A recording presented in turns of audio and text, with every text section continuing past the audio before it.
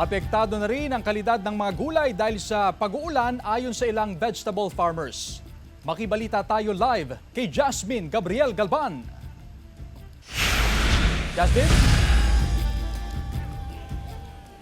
Chris, marami ang supply ng gulay ngayon mapa-highland o native vegetables sa mga pamilihan sa probinsya ng Pangasinan.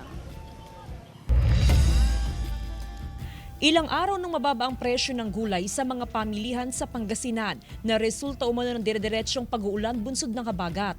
Sa Mangaldan Public Market, halos kalahating porsyentong ibinaba sa presyo ng ilang gulay. Gaya ng talong na mula sa 70 pesos ay mabibili ngayon sa 40 pesos per kilo.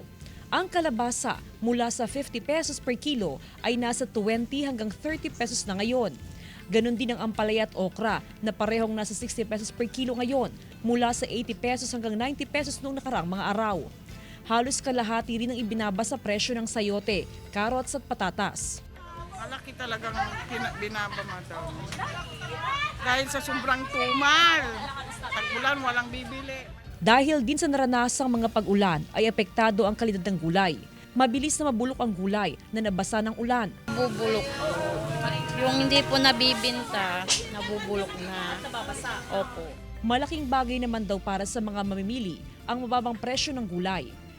Maganda po. Oh. Ay kasi...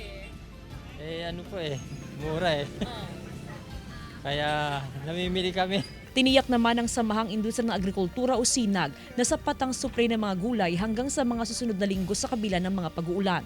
Gulay naman so far sa bigat stable naman. Chris, dito naman sa Malimgas Public Market sa lungsod ng Dagupan ay kanya-kanyang diskarte na yung mga negosyante para mai-dispose o maibenta yung mga gulay na bahagyang apektado yung quality dahil na rin sa tuloy-tuloy na buhos ng ulan. Ang ilan, Chris, ay ini-slice o nire-repack na lamang yung mga gulay at ibinibenta sa mas murang halaga. Chris? Maraming salamat, Jasmine Gabriel Galban.